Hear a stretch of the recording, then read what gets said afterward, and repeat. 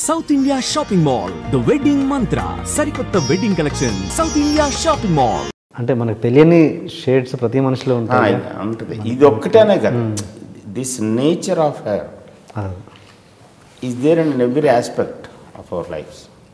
Okay okay. అది కూడా ఇప్పటికీ కోపం వచ్చిందంటే బ్లాస్ట్ పడిపోతుంది, లవ్ వచ్చిందని అలాగే ఉంటుంది, మధ్య రకంగా ఉండదు. Okay okay okay. మీ మీద అంటే రకరకాలుగా వెబ్సైట్ రాయడము, రకరకాలుగా న్యూస్ రావడము, అంటే దానికి ఈ ప్లాట్ఫామ్ అన్నది ఇక్కడ క్లారిఫికేషన్ పర్ఫెక్ట్గా వస్తుందని నేను అనుకుంటున్నాను. అంటే ఏంటి మీ మధ్యలో విభేదాలు ఉన్నాయని ఫస్ట్ ఆఫ్ ఆల్ క్లారిఫై చేయాల్సిన అవసరం లేదు. We are happy. అండ్ అదే అదే అదే అదే అదే నేను అది నీకు ప్రూవ్ చేయాల్సిన అవసరం లేదు. నీకని కూడా కదా, ఎవరైనా నీకంటే I mean take it as you, I mean ఎవరికైనా చెప్తాను. ఇట్స్ ప్యూర్లీ మా పర్సనల్ అఫేర్. ఒకవేళ మాకు ప్రాబ్లమ్స్ ఉంటే మేము చేస్తాం, మీరు ఎందుకు బాధపడతారు అండ్ ఐఎమ్ వెరీ హ్యాపీ. నేను అబద్ధం ఆడట్లేదు, నాకు అబద్ధం ఆడాల్సిన అవసరం లేదు.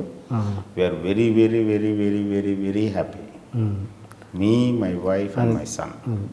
అదే అదే నేను అనుకుంటున్నాను. అంటే ఏంటంటే మీ ఫ్యాన్స్ కావచ్చు, నాలాంటి మీ fans, Ramyakrishna అబ్సల్యూట్గా no problem at all. అయితే తను ఎక్కువ ఈ మధ్య చెన్నైలో ఉంటుంది, నేను చెన్నై ఎక్కువ వెళ్ళలేకపోవటం వల్ల ఇవన్నీ బయట వస్తూ ఉంటాయి, సహజం కదా.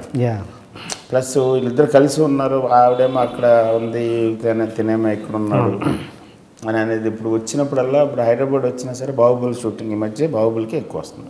బాహుబలి ఆర్ఎఫ్సీలో జరుగుతుంది. సో మన ఇంట్లో ఉండి రోజు 1.5 hour వెళ్ళటం కంటే హోటల్లో ఉండటం, ఆర్ఎఫ్సీలో ఉండటం బెటర్ కదా. సో అలాంటప్పుడు నేనే వెళ్తుంటాను నైట్స్. సో ఇక జనం అనుకోడంటే పాపం ఏదో ఇంట్రెస్టింగ్ ఉంటుంది కదా, అలాగే టైం పాస్ కదా, అంతకుమించి అబ్సల్యూట్గా ప్రాబ్లం. ఓకే. ఇక్కడ నుంచి ఇంకా న్యూస్ రావని ఆశిస్తాను. వస్తాయా ఊరిలో చెప్పుంటాను.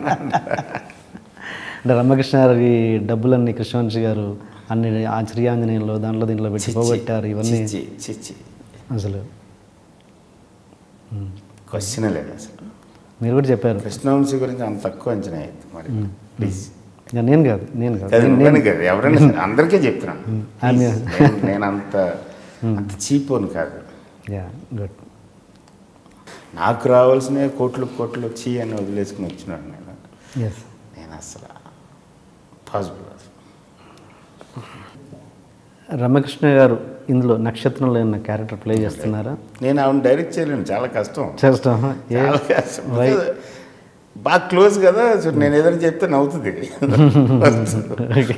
నాకు మూడు పోతుంది. అది కరెక్ట్ కదా. శ్రీ ఆంజనేయంలో పడ్డాను, చంద్రలేఖ టైంకి వీఆర్ నాట్ మ్యారీడ్.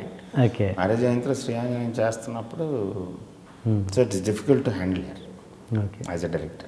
మరి ఆవిడతో రుద్రాక్ష అని ఒకటి ప్లాన్ చేశారు అప్పట్లో, దిల్ రాజు గారి ప్రొడక్షన్లో రమ్య ఒక క్యారెక్టర్ అనేది దిల్ రాజు ప్రపోజ్ చేసాడు. చేస్తే చూడాలని సార్, మీరు చేయండి సార్ అంటే నేను వెళ్ళి కథ చెప్పి ఆమెను ఒప్పించడం, కానీ నేను తీసుకోవచ్చు అవన్నీ నేను చూసుకుంటాను. కాదు, ఆవిడతో మన కష్టం పని చేయలేదు. పెద్ద స్టార్, పొద్దున్న 9:30 10 అయితే కానీ రాదు, అవన్నీ మీకు ఎందుకు సార్ మేము చూసుకుంటామని దిల్ రాజు ఏదో ప్రపోజల్ పెట్టాడు.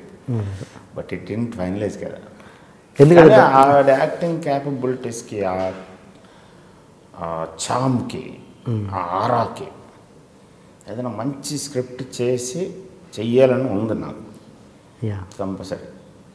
నేను కాబట్టి నాకు ఇంకా ఎక్స్ట్రా బయట లాగి చూపించగలను.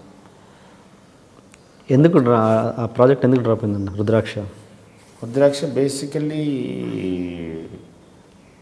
ఫస్ట్ బడ్జెట్ హ్యూజ్, పేపర్ మీదే చాలా పెద్ద ఫిగర్ వస్తుంది. But still Dil Raju like wants to do it. ఈ సో కనెక్టెడ్ బాగుంది సార్, చేద్దాం. కరెక్ట్గా అందరం గేరప్ అయి వెళ్దాం అనుకునే టైంకి సడన్గా రైతు పడింది మీద బాలకృష్ణ సినిమా. 100th ఫిల్మ్ అనేటప్పుడు నేను టెంప్ట్ అయ్యాను. ఆ తర్వాత కథ వినగానే ఇది ఇప్పుడు కంపల్సరీ చేయాల్సిన సినిమా, ఫుడ్ మాఫియా గురించి. Fantastic point. ప్లస్ చేయాల్సింది చాలా ఉంది. సో అది చేసిన తర్వాత చేద్దాం అనుకుని టెంపరీగా పోస్ట్ పడేది. ఓకే. అది హోల్డ్లో పెట్టి ఇది చేస్తున్న టైంలో సడన్గా ఆయన గౌతమిపుత్ర శాతకర్ణి చేయాల్సి వచ్చింది. సో నేను మళ్ళీ రుద్రాక్ష నుంచి బయటికి డిస్కనెక్ట్ అయిపోయి బయటకు వచ్చాను కదా, మళ్ళీ ఎక్కించుకోవాలంటే చాలా టైం పడుతుంది. ఇట్స్ లైక్ ఇంకొక జోన్ అది టోటల్గా. అందుకనే టప్మంట నక్షత్రం స్టార్ట్ చేసి. సో ఇది అయిన తర్వాత మొన్నే అంటున్నాడు రాజుబాయ్ కనిపించి, చేద్దాం సార్ ఆ సినిమా చేయాలి అని. చేద్దాం